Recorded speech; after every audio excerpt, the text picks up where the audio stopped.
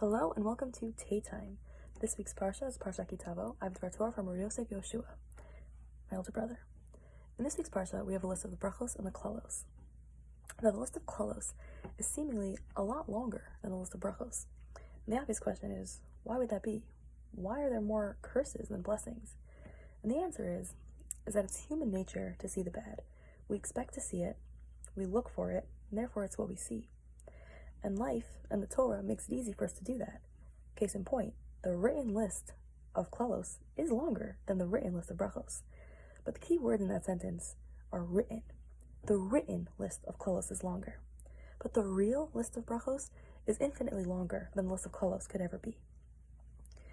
We take so many things for granted. Seeing, hearing, singing, listening to music. Whatever device you're watching this on, the device I recorded this on, the sun, the moon, the stars, all these things, we forget to count them as brachos. They're not in the written list. But can we deny that they're brachos?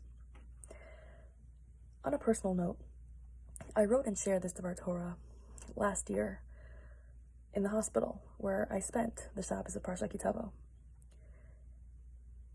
And if we can see all the brachos that are even in our lives in a hospital, how much more so we can see the brachos when we're not in the hospital. Did you remember to thank Hashem today that you're not in the hospital? Let me tell you from experience, not being in the hospital, a lot better than being in a hospital.